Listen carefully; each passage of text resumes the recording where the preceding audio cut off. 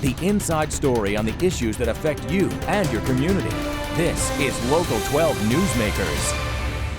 Good morning and welcome to Local 12 Newsmakers. Campaigns for the United States House of Representatives always deal with large and important issues. But in 2010, as the Great Recession morphs into a jobless aftermath, there's an urgency behind the debates this year. Last week, we focused on the Kentucky 4th District. This morning, we turn to the Ohio 2nd District. The 2nd is sprawling and diverse, stretching from the Cincinnati eastern suburbs in Hamilton and southern Warren and Claremont counties through the rural counties of Brown, Adams, and Pike to the urbanized portions of Scioto County, including Portsmouth. I am joined this morning by Congresswoman Jean Schmidt, a resident of Claremont County.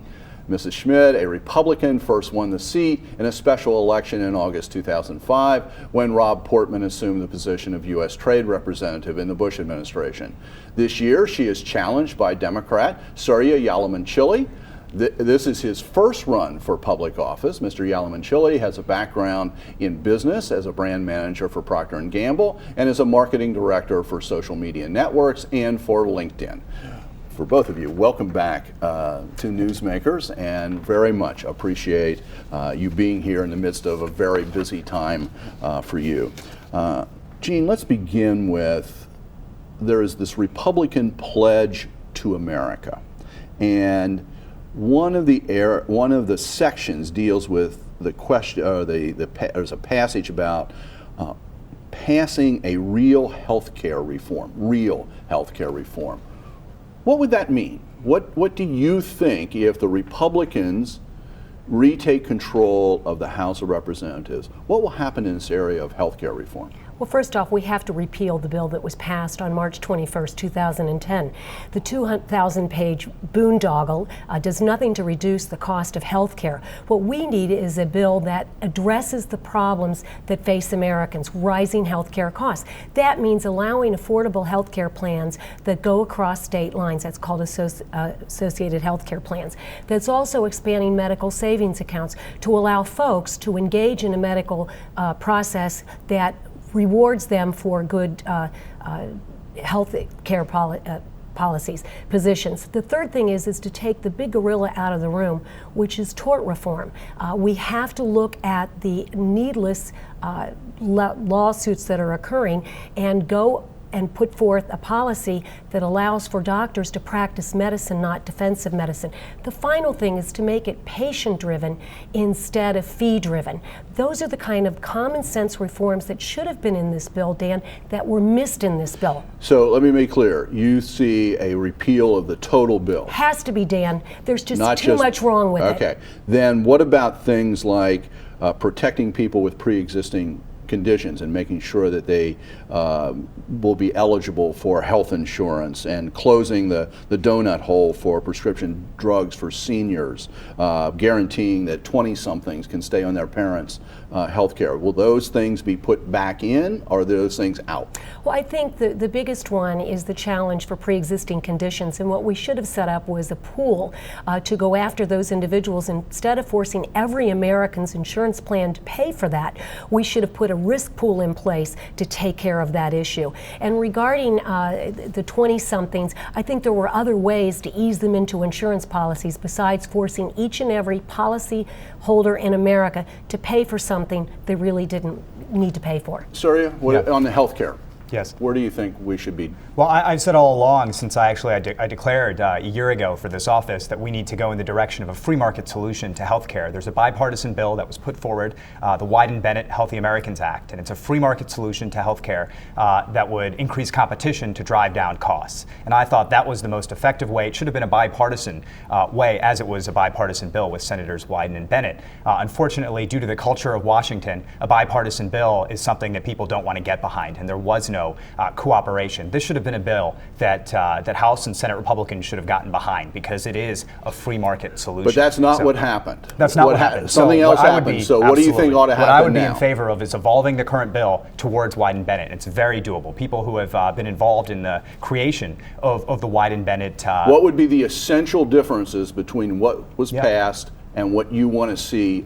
You want to see evolution. You want to see starting over. Yeah, I think, look, starting over is not practical, and I think, frankly, it's disingenuous to say that it would happen, because I can't see anybody who expects to run for office again in 2 years, or anybody just frankly saying, you know what, I know your 24-year-old is on your parents' insurance now, they're going to have to go off. The donut hole you referred to, pre-existing conditions, all of this would go away overnight with overturning healthcare, and frankly, it's never going to happen. And so we need to evolve the bill towards more competition. What it does is it creates full competition in the insurance markets, and just like we have full competition in other parts of the economy, it drives costs down. It creates a patient-centered model of it, and in conjunction with Wyden-Bennett, we need tort reform, we need prescription drug reform. Those are critical parts to driving down healthcare costs. What do you think of that approach rather than starting over? We don't have enough time to go into the problems with the Wyden-Bennett bill, but I think my opponent misses the point of the 2,000-page boondoggle that was passed.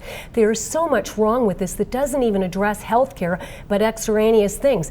One of the provisions in the bill that it was really going to hurt all people, businesses, and local governments is the 1099 provision. Another issue is the 19 new taxes that are in this bill that will drive the economy further into a recession instead of growing it out of a recession. Dan, this bill was modeled to grow into a single-payer system. And each and every page in that bill, and I read that bill, is modeled to go into that. That's why we have to start over. Okay. You're right. We only have so much time. Yeah, you want a quick response on that? Quick response is that, I think I said the opposite of what the Congresswoman has said, which is that she wants to take it to a single payer. I'm saying let's take it to a free market system. No, I never said take it to a single payer. I said that's what the bill is. And that's the intent of the bill. I intend to take it to a completely different place, which is free market competition in healthcare. Then you have to start over on the bill. Okay, let's take a look at another issue that's going to be there maybe for the next Congress. It may have to be dealt with between when this Congress goes back and after the elections. And that's the question of whether or not to roll back the tax cuts, the Bush tax cuts. And what's really in play is for people making over $250,000. Yeah. Where do you stand on that? Sure. Well, first, I think the debate's been a little bit irresponsible in that we're not pointing out that the totality of the tax cuts is about $4 trillion over the next decade. And that fact is very worth pointing out because of the fact that right now we have a $13 trillion deficit. And if you are concerned about that, if that is one of your big issues, you have to start the conversation by saying that so everyone understands that. Right now we are in the middle of a really bad recession. This is terrible. I mean, it's close to a depression for many families. And so raising taxes during that time, not a good move. So I said, you know what? Let's for 1 year, let's extend the tax cuts. And after that, let's look at, in addition to huge spending cuts, big spending cuts, let's look at rolling back these tax cuts so that way we can actually get to a balanced debt. I don't want to leave behind trillions and trillions of dollars of debt. Right now, the Congressional Budget Office says we're going to go from 13 trillion to 50 trillion in a few decades. Unacceptable. Where are you? You know, Dan, I don't like to call it a tax cut because these are tax policies that have been in place for nearly a decade. And each and every American has enjoyed the fruits of that in their wallets. And so if we roll them back on January 1st, that's going to be a tax increase to each and every American. To a mother making $30,000 a year, a single mother, that's going to be about a $1,000 hit. No, what we have to do is, I believe we have to keep them in place permanently. In a recession, for all the way up the span, or I mean, what's really being talked about is for people at the upper income level. Nobody's proposing that they all. Well, some are actually. Well, okay. Some on the other side. Some on the other side of the aisle are. That has no traction. But you know, even if you look at those making $250,000 a year, you're not taking into place the small business owner that's using that as his ordinary income, and taking that person and now increasing their taxes as of January 1st is going to mean less money that individual has to put into his business to grow his jobs. And the other part of this that we're not talking about is the inheritance tax that on January 1st is going to go back to a full tax, which is going to be very, very difficult for all Americans to be faced with. I think this is a great example of why people just throw their hands in the air in frustration with Washington, because when you talk about the small businesses for the $250,000 and above, even even Congressman Boehner has said, look, this is just a few percent of those people that we're talking about that are small businesses that declare their tax in that way. But when we demonize this argument by saying, look, when we're talking about these $250,000 and above, we're really talking about small businesses, when we know it's just 1% or 2% of that number, it's an example of how we confuse the argument. Everybody just says, I don't know what's going on. I don't know who's the telling the truth. problem is, Dan, the way our tax code is set up, it does hit those individuals. And this is the last thing we need to do in this economy, is hurt the job market any more than it's already hurt. Is there a way to do this and adjust for that small percentage at the same time? My question to you is, why are we creating a class warfare here? I don't understand that. No, actually, Dan, we are. If you pick a number, 250,000, 500,000, whatever, you're now putting one class against another. I think it's wrong in this day and age when we are in an economic recession that almost parallels the Great Depression. The last thing we need to do is to raise taxes. And I'm not just the one that says that. So many economists have said the same thing. The last thing you do is raise taxes on anybody. Okay, but then the question becomes whether you raise taxes somewhat or on some group of people, or you don't raise taxes at all. What's going to be cut? And the point about the unbalanced budget. Everybody's out there concerned now. What are you going to do? How would you approach the imbalance, the long-term imbalance in the budget? It's like having to lose 100 pounds. You take it a pound at a time. But what you do is, I think you roll back the budget to a 2008 level. I think that's a responsible thing to do.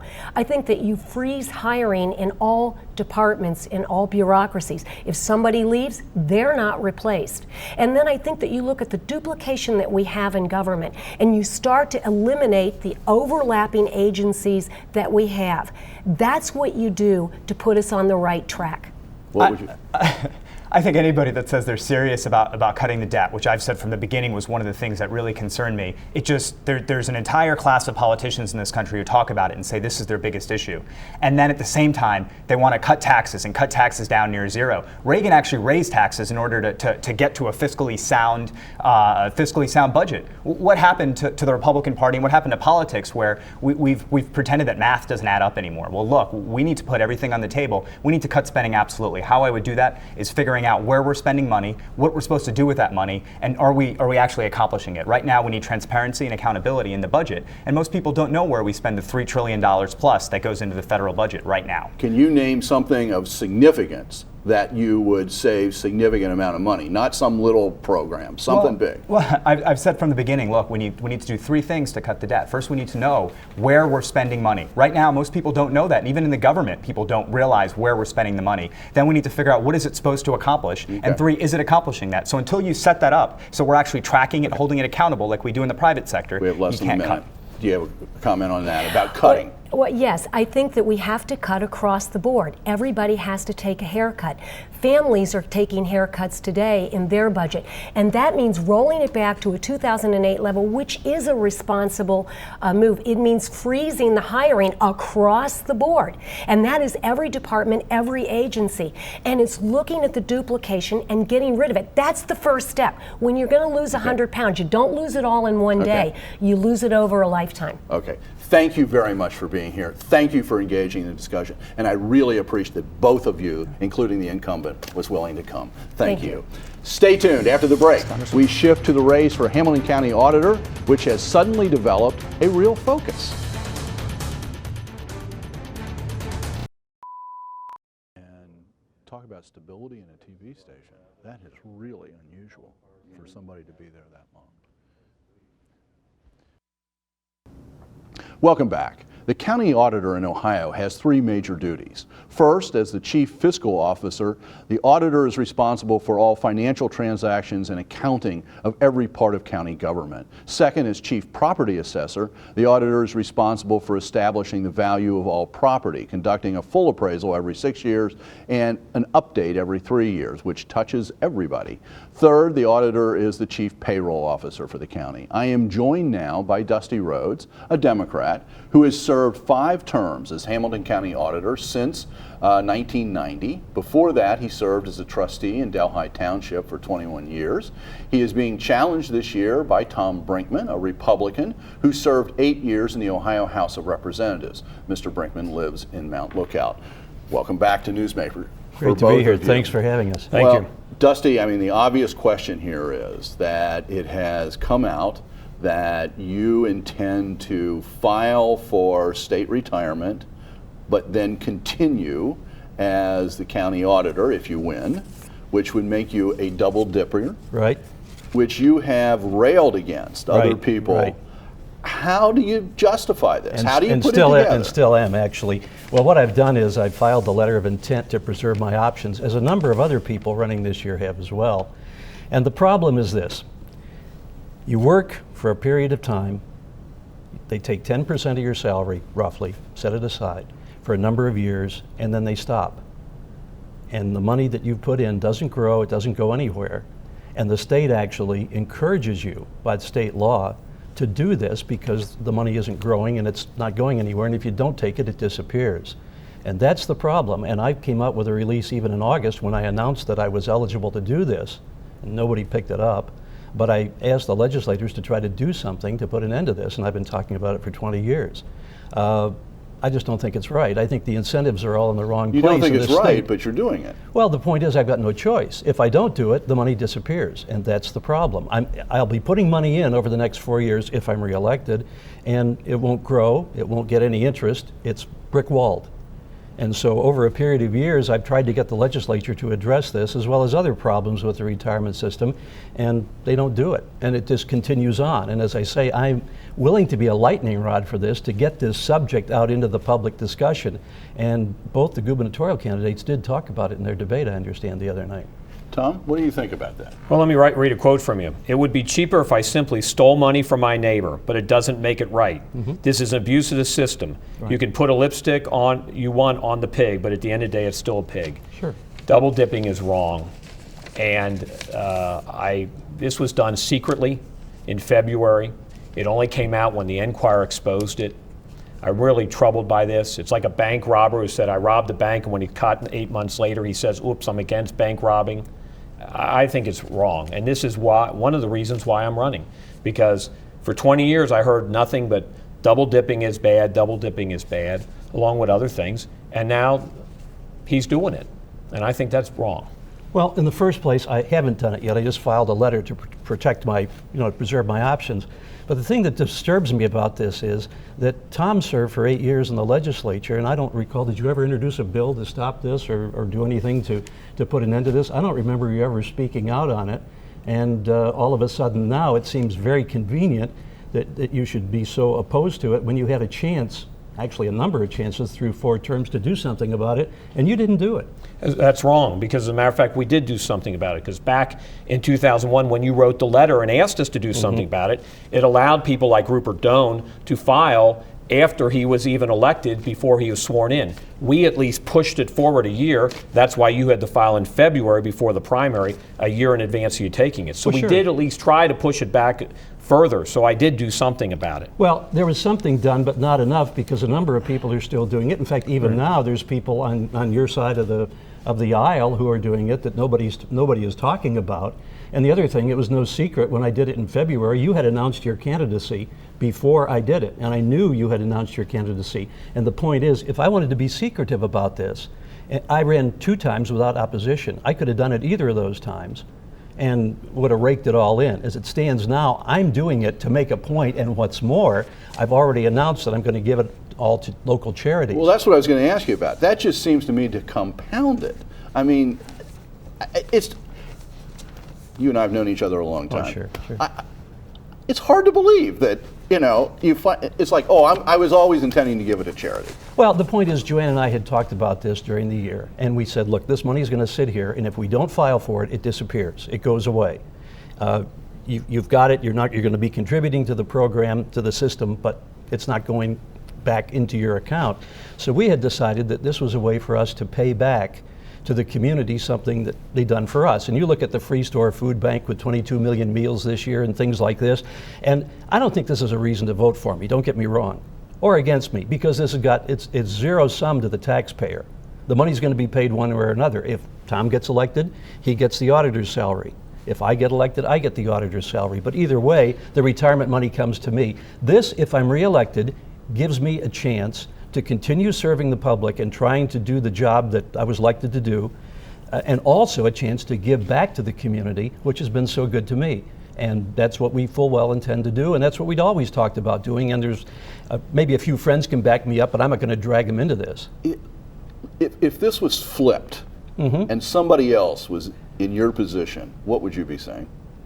Honestly. Under these circumstances, the same thing. The legislature has refused to deal with it other than making people, announce they're going to do it. And as I say, several have in this that are running this year, and nobody's talking about that.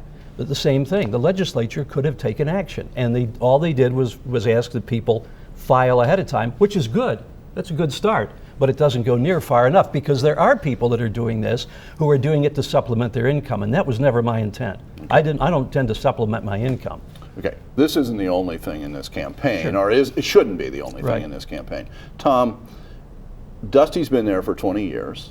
I have to say, has created one of the most thorough and accessible websites in county government that I've ever dealt with. I can find incredible amounts of information.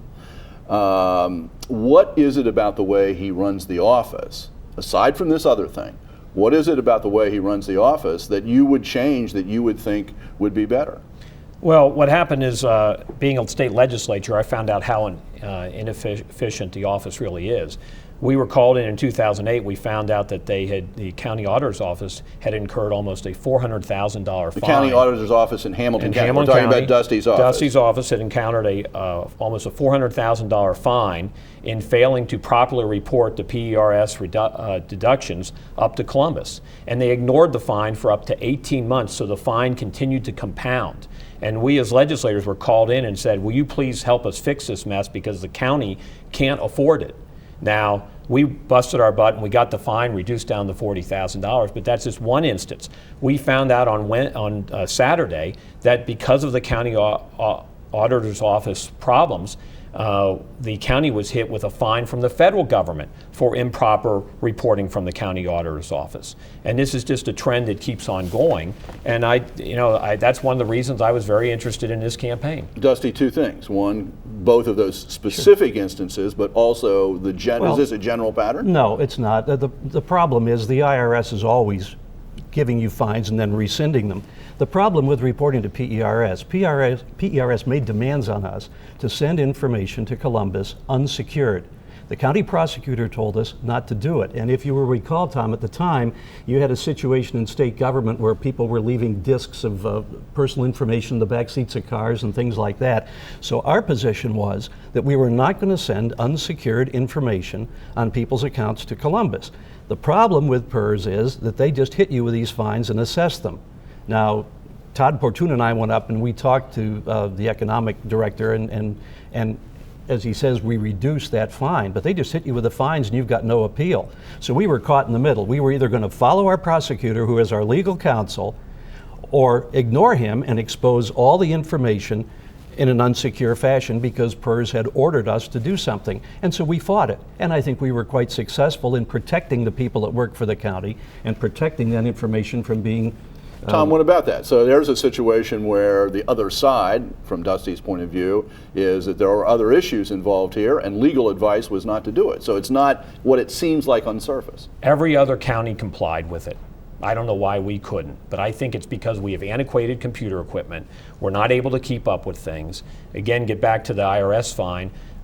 I don't know if IRS is always hitting people with fines right and left. I'd sure like to know that from our county auditor's office. You don't see that on any website, but if they were, it should be out there. But here's a case where the county applied for stimulus money and they get back shorted money because they find out, well, guess what? Your auditor has fines against you they haven't been paying.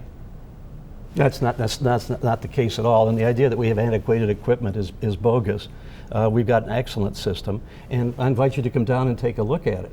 I mean, if we're going to talk about things like this, I mean, your family printing company has been in court on a number of occasions for not paying your sales tax. I mean, that's on the Clerk of Court's website, that Curry Printing has had judgments against it for just not paying sales tax. So, I mean, let's talk about the way and we'll talk about my wife's. You're going to drag my wife's company, not my company, my wife's company in here. We're going to talk about your son or something like that. If you want to bring in all, no, I'm not an owner. Well, I'm not listed as an owner. That's what it says on your reports. Well, but the problem is, you know, we are following the prosecutor very, very closely, and we do what they tell us to do. And in cases like this where we're caught in the middle, and because of the state law, and many times we stand up and we fight. And in this case, we protected the people of Hamilton County. And in this case, the taxpayers had to pay fines and penalties because of this lack of judgment, when no other county in the state of Ohio had to pay those penalties because of inefficient ability to cope with these demands by PRS. Just because other counties roll over, we're not going to, and I'm going to take the advice of legal counsel. You can tell me that 50 million Frenchmen can't be wrong, but in this case they are. And let's not drag the French into this. There could be a revolution. So, okay, complex situation, interesting race, very different than your last two races where you were unopposed. Sure. So we're going to see how this turns out on November 2nd. Enjoyed it. Thanks a lot. Thank you for making Newsmakers a part of your Sunday morning. Next week, the contest between Jim Tarbell and Chris Monzel for the seat on Hamilton County Commission. Have a good week.